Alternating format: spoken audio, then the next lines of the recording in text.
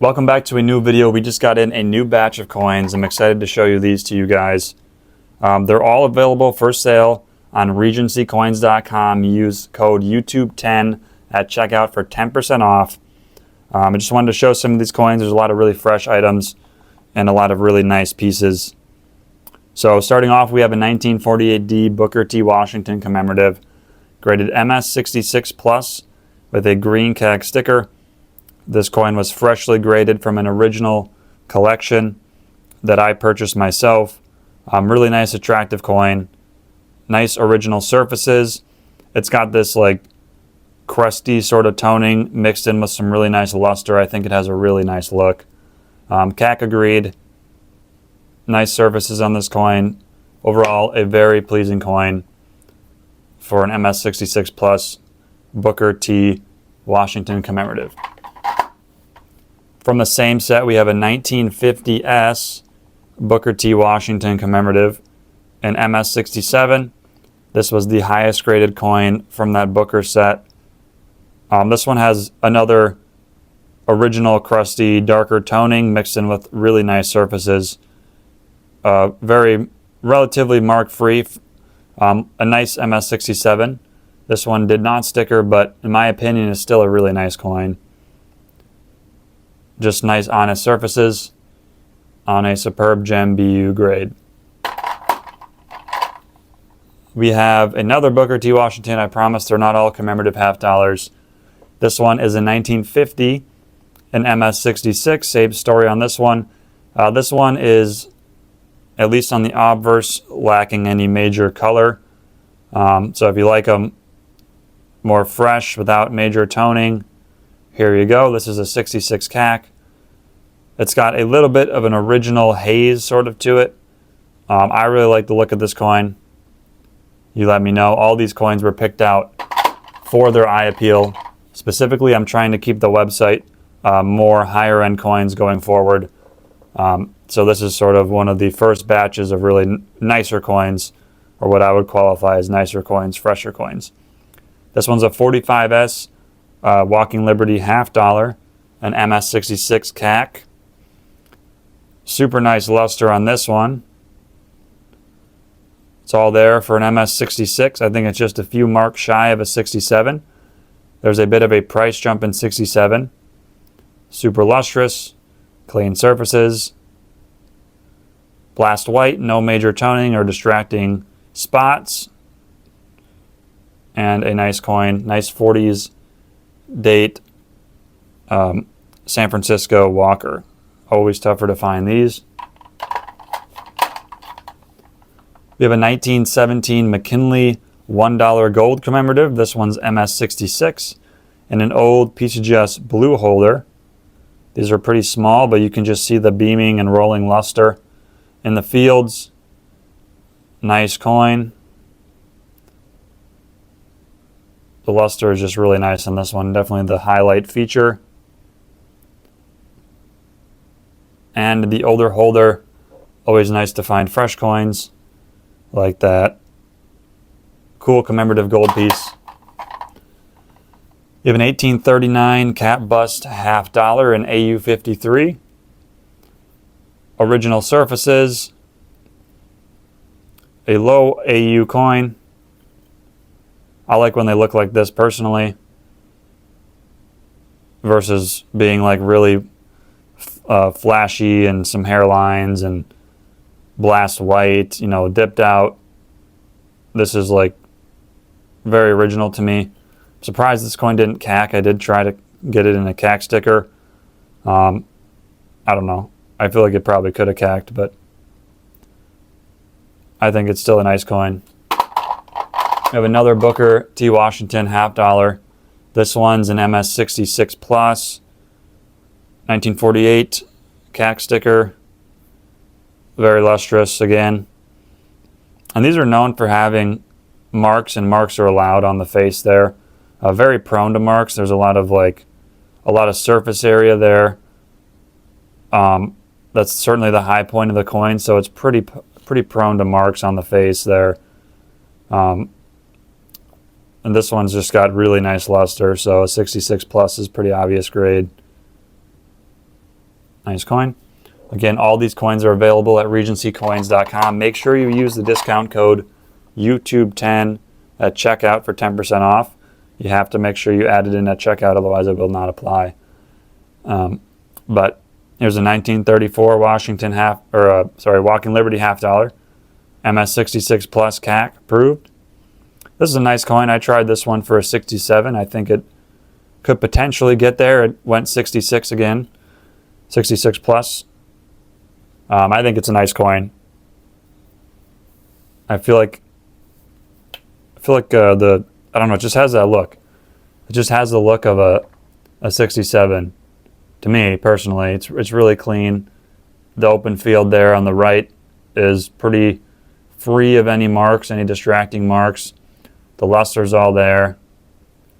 It's very original, but it's not really worth messing with too many times. So we'll keep it in a 66 plus for someone. I think someone will enjoy that coin. Here's a 1925 Stone Mountain commemorative half dollar, an MS63 CAC. This one's just got an original toning, a little bit of light, dark gray, maybe some purple in there. Nice original hue. I'm really trying to be picky with what coins I add to the retail store and hold back any sort of lower quality coins for wholesale, more dealer to dealer stuff. I really want to be picky with what I put out there, and I think you'll see that in this batch. This batch is hand-picked, pretty selective in terms of what I decided to put up on the website. And here's an 1881S Morgan in MS63 CAC. This one's a terminal black toning with some nice rainbow. And the terminal isn't like an ugly color. I've seen these come like really black. This has a little bit of maybe dark green, a little bit of purple, and definitely some electric rainbow there at the top. Nice flashy coin. I don't find a whole lot of 81S Morgans toned like this. I think this is more common to see on like O-Mint Morgans for some reason.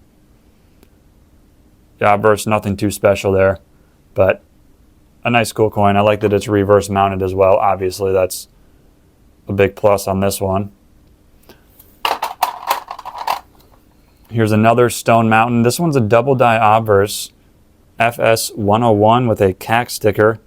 Kind of interesting. And this one has a really nice original toning and a nice original color on it. I hope that'll come through for you. Just the obverse is toned. The reverse, I think, reverse has some color on it too. It's a little bit of rainbow down there. It's not super strong, but it's just, nice original and attractive color over a pretty nice design. I think it's a pretty cool design. I don't know, I'm a fan of the Stone Mountain commemoratives. We have a 1942 Proof 67 CAC. This one's only been graded one time. I graded this one out of an original proof set. And that's also what I want to highlight with the retail coins and regencycoins.com going forward. I want to keep it to coins which, I've found at shows, I've found in other places for the most part, either coins that I've graded myself or sent to CAC grading myself, CAC stickering myself, just coins which haven't really been to the market. That's where like my passion lies, and I think a lot of you would probably agree. You'll have to let me know. Instead of just buying coins out of other places and reselling them for a quick markup, I think the Regency Coin site is definitely going to be geared towards fresher coins like this one. Nice coin. It has really nice surfaces. I believe that mark there looks like it's sort of as made, more of like a strike through error. Other than that, there's like some dark spotting in the fields that I think held this coin back from a higher grade. But in terms of hairlines, which is what you want to grade your proof $50 off of, and really any proof coin, I just don't see hairlines on this coin. They're just, sometimes if you look at the proof coins at a different angle, you can see them. Like, I don't see any hairlines at all on this coin. So I think a 67 grade is maybe conservative. It's not going to grade too much higher naturally, but you know, stuff like this where there's a lot of meat on the bone still for someone else. Here's a 1949S Franklin $50. This coin might have sold already. This is really cool. I like this one. I tried this coin for a gold CAC. It's got that mark on the cheek there, which I think is the reason why I didn't. But other than that, the coin is much nicer than a 64. And it has a very original look. And the old NGC fatty holder as well. Kind of cool. We have a 1938D Buffalo and MS67 CAC. This has a really strong strike and a really nice look to it. I don't know. It's got like some super faint rainbow toning around the edge of the coin. And the reverse just has just a nice look.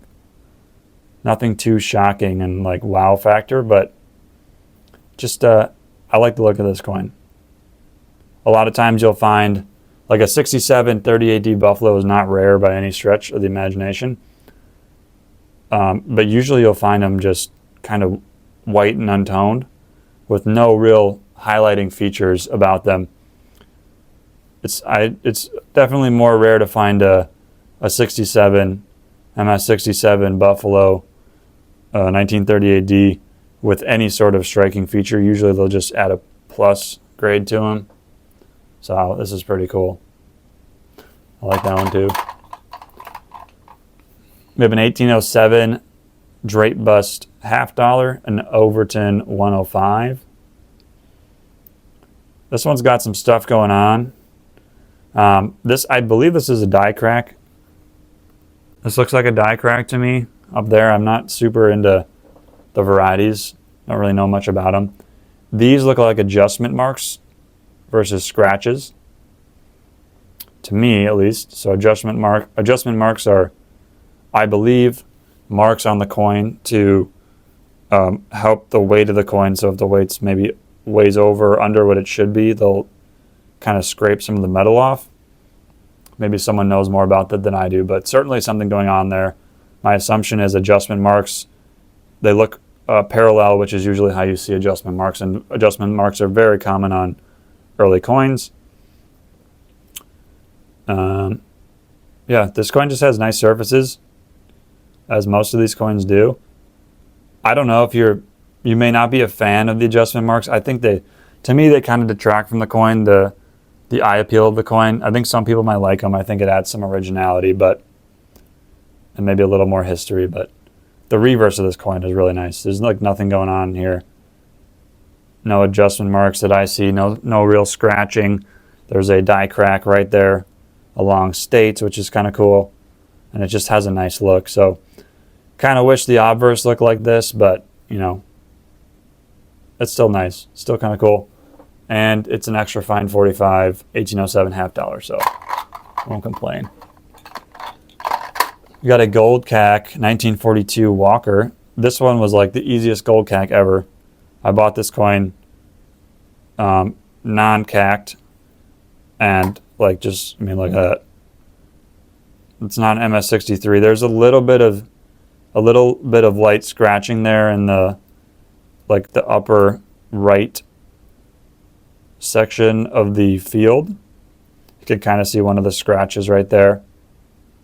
Maybe a little bit less, but like this coin would probably be, without those scratches, a 66. And without that mark there, maybe even higher. So calling it a 63, obviously it got net graded down because of those scratches in the field there, but it's multiple points undergraded in my opinion, even with those scratches, and clearly CAC stickering agrees at least with 1 point undergraded. So that's a cool one. Nice. Here's included the gold CAC certificate with it as well. And this was just a fun one because I knew this coin would gold CAC. At least I was very confident that it would gold CAC, and it did. I would have been pretty disappointed if it didn't. Here's a 1945S, another one. I think we had one earlier. This one is an old green holder this time, MS66 CAC. And the coin's also really nice. I decided not to try to upgrade this one, but the luster's really nice for a 66. This one's more lustrous than the other one in my opinion, but maybe a couple more marks than I would have liked. And the camera's kind of glitching out with all the luster on this coin, but see if I can adjust that at all. But super beaming luster on this one. A nice coin in hand. And always cool to find these coins with big spreads in old green holders, CAC approval, and high grades. Always really fun. And the last coin we have is another gold CAC, 1938D Buffalo Nickel and MS65. This one's in the old PCGS. I believe this is about the 2.1 holder, 2.1 generation. This was just after the doily. It's basically like a rattler holder inside of another casing. I think I like this holder the most. It's pretty, something about them. They're pretty fragile though, so if you find them, make sure you're careful with them. But that's all the new pickups. All these coins are listed right now, or if they haven't sold already, at regencycoins.com. Again, use code YouTube10 for 10% off your order. Thanks so much for watching. Please let me know what your favorite coin was in the comments below. Thank you guys so much for the comments and the likes in the past videos, and we'll see you in the next one. Thanks. Bye.